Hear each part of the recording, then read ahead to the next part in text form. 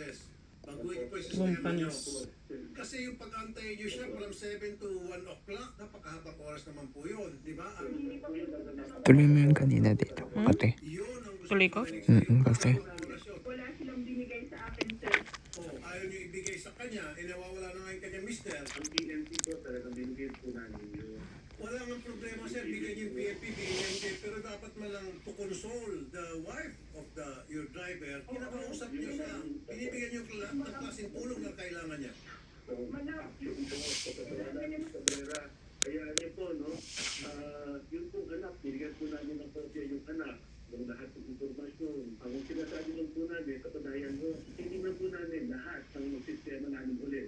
Patuloy po namin yan. Yun! I-continue to improve. Exactly. Talaga yung ano, and we just feel sad lang po for her, and we really hope also, kaya nga po hanggang ngayon, tuloy-tuloy po ang coordination namin with the authority na nag-iimbestiga, kasi gusto po namin talaga na ma-address na po yan.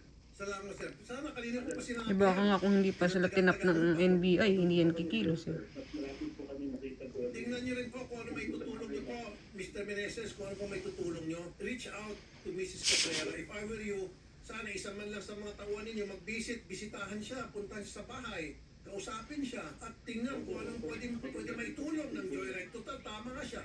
Kumikita kayo sa airport, sa pagdadrive ng mister niya. Diba? Ngayon, thank you. Puntahan niyo po. I want you to visit her house and then talk to her. At tingnan kung anong pwede maitulong ng Joyride sa kanya. Okay, sir? Opo, hayaan niyo po gagawin po namin yan. Very good. Attorney?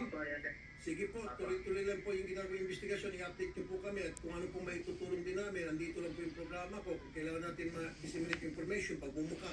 Kung klaro na po yung mukha ng mga suspect na yan, ipaskil po natin sa radyo, sa TV, sa Facebook, sa YouTube para ma-identify sila lalo. Salamat po, attorney. I will get back to you.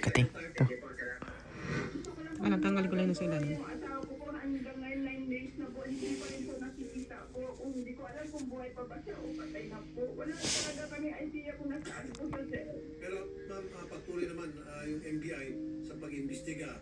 At sabi nga po ng NBI, meron na po silang lead base po sa mga nabanggit po. Feeling ko wala na yung Meron asawa silang niya, no? interest. So, medyo lakas-lakasan nyo lang pong loob nyo. Asahan po natin yung NBI. Total, nagtatrabaho naman talaga sila. Kitang-kita naman po. And then, nandito lang po kami at saka yung Joyride. Yung Joyride po pupunta sa bahay ninyo. Okay, ma'am? And then kami rin po, kung ano pong kailangan nyo at ano may tulong namin, tawag lang po kayo, ha? Salamat po, Senador. Salamat po. Salamat din po, ma'am May Cabrera, madam. Thank you po.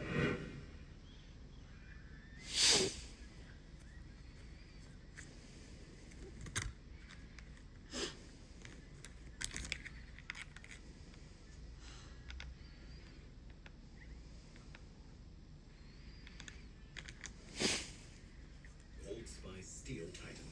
Long lasting stuff.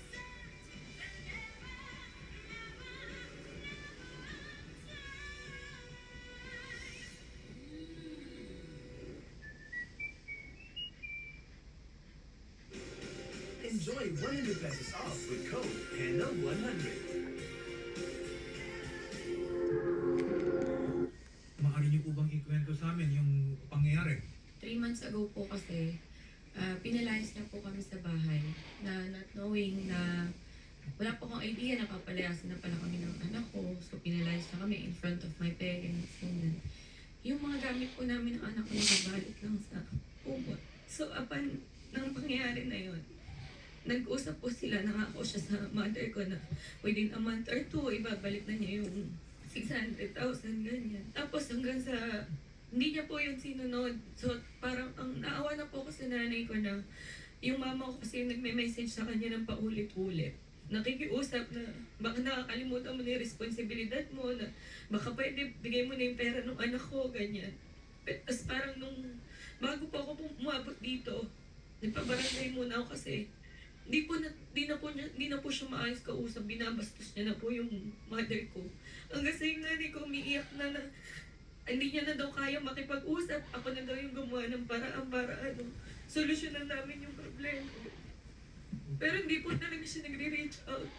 3 beses po ako umatin sa barangay, hindi po siya umatin. Ang gusto lang ko lang magpapawita, per agreement kami. So, 1 year old pa lang po yung baby niyo? Ma'am Jessica, no? Gaano po, o kailan kayo nagkaroon ng 2020 ko po. Grabe. From 2022, kayo po ay nagkaroon ng isa pong anak. Opo. Ngayon ay 1 year old. Opo. Tapos sabi ninyo, may hiniram na Opo. 600,000. Bali po kasi nag-abroad po ako, diba? So, nung time po na nasa abroad ako, wala pa po kaming baby noon.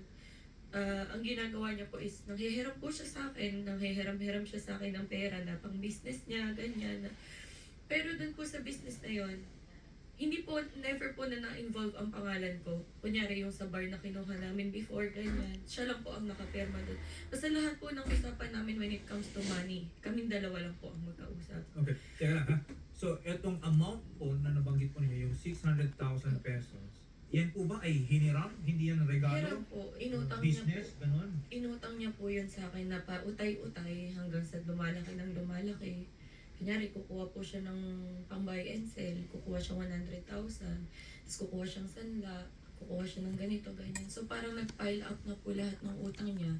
Tapos nililista ko lang po, nandyan din po sa mga screenshots na makikita niya, pati yung mga transactions namin na nagsisend ako sa kanya ng money. Nandyan po lahat. Tapos parang nung huli na, nitong huli po kasi parang nagkaka-financial crisis na kami. Nalugi na siya, ganyan. Ang hirap niya ng pakisamahan. Habang nandito ako, nagtrabaho po ako. Pumapasok po ako. Saan mo ba nilagay yung Pero extension na? hindi po sa Ay, ano nasa, mga ano po ako, parang nightclub, tawag nag-VIP dito? po. Araw-araw, sir. Nandun. Walang araw na. Saan? Laging masama yung tingin niya sa akin. Knowing na pag sinasabihan ko siya, pupunta Wait. ka doon. Para